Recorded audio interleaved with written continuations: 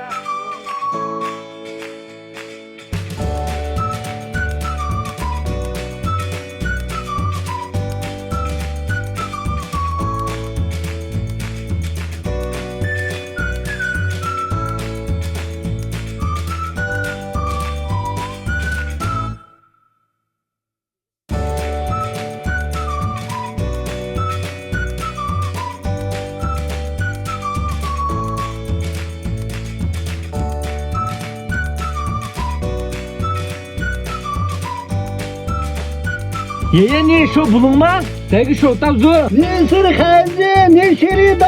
我可以自己，爷爷，我可以自己干。你是的孩子，你是。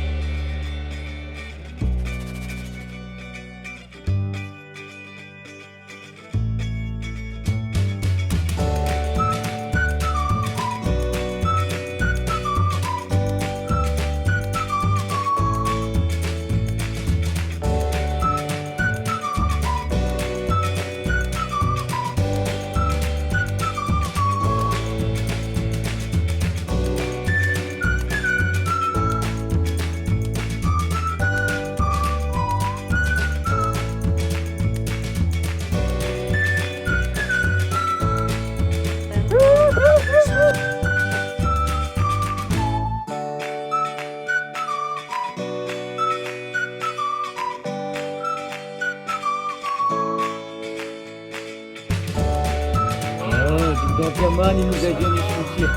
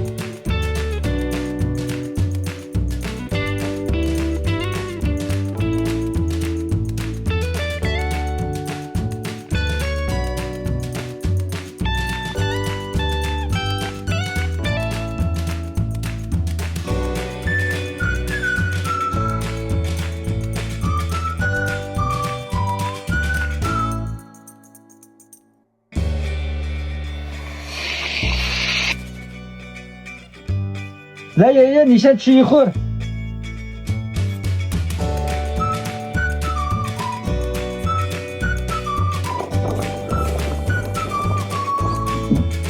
来，爷爷，我来。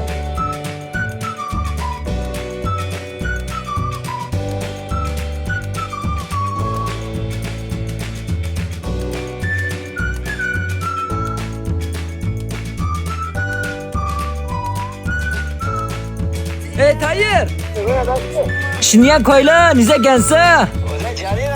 快过来我家，我一起吃饭。好，马上。快过来，快！爷爷开饭了。哎，给你不了。先给你切了吧，爷爷。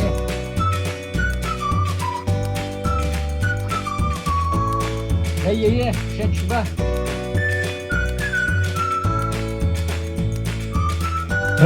多一点吧。哎，肉多，大爷。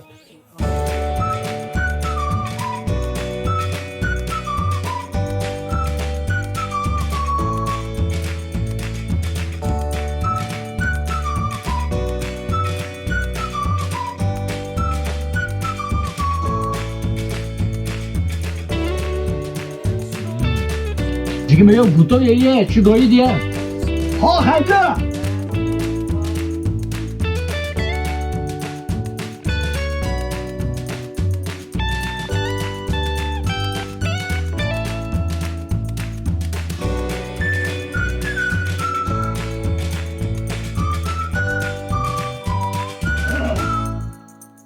老师衣服多女了，今天干啥呢？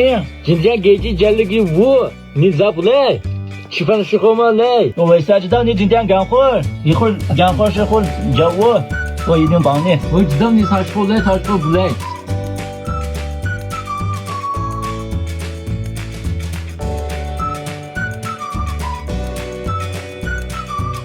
新疆这片广袤而神秘的土地，是一个让人魂牵梦绕的地方。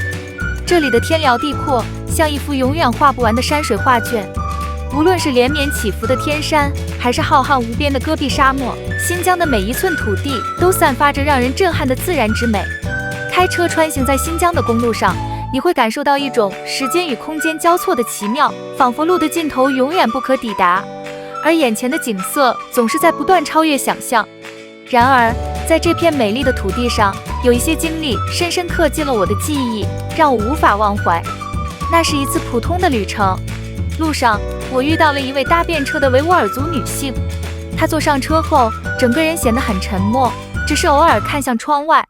我以为她只是累了，直到她拿出手机，开始用我听不懂的语言打电话。那应该是维吾尔语，虽然我无法理解她在说什么，但她的声音颤抖，话语间夹杂着抽泣，很快她便失声痛哭起来。我试图安慰她，但她的国语并不好，我们的交流变得有些吃力。通过断断续续的对话，我终于明白，她正在为一个亲密的人痛哭。她说那个人被抓了，具体的细节她没能表达清楚，但从她的眼神和哭泣中，我感受到了一种撕心裂肺的绝望。那是一种语言之外的情感，无需翻译，也无需解释。我把纸巾递给她，看着她努力平复情绪，却越哭越伤心。我那一刻心里很乱，既诧异又无助。作为一个外来者，我不了解她的故事背后究竟发生了什么，也无法完全理解她的痛苦。但她的哭泣像一把锋利的刀，刺进我的胸口，让我感到难以言喻的沉重。在此之前，我从不相信外界关于新疆的那些争议性言论，我以为那些只是遥远的传闻，与我无关，也与我眼中这个美丽的地方无关。然而那一刻，我的信念开始动摇。或许我所看到的新疆只是它的一个侧面，而那些我未曾看到的真实，却正在某些角落悄然上演。后来我开始听到更多关于维吾尔族人的故事，我发现那个搭我便车的女性的遭遇并非个例。在这片辽阔的土地上，或许确实有许多我们难以想象的事情正在发生，而这些事情不仅仅存在于外界的报道中，也真实存在于人们的生活里。那个夜晚，我辗转难眠，她的哭声始终在我耳边回荡，像是无法摆脱的回声，一遍又一遍冲击着我的内心。我问自己，究竟什么才是真相？又有多少我们不曾了解的故事被隐藏在美丽的风景背后？新疆的自然风光让我感到震撼，但那个夜晚的经历却让我感到痛心，因为我明白，美丽的景色无法掩盖人们心中的伤痛。作为一个旅者，我只是匆匆路过，但对于那位维吾尔族女性来说，这片土地是她的家园，也是她悲伤的根源。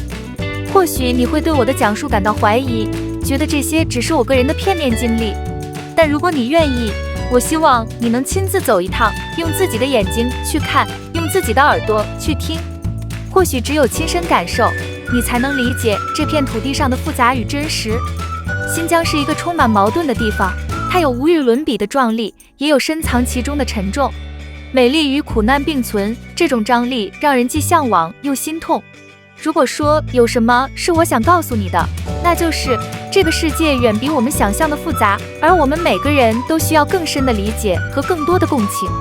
我依然记得那位维吾尔族女性，她的脸庞，她的眼泪，以及她说不清的故事。那个夜晚的经历让我明白，风景可以被定义，但人心不能被忽视。新疆的美不仅在于它的山河大地，更在于它的每一个人，而每一个人都值得被看见、被倾听、被尊重。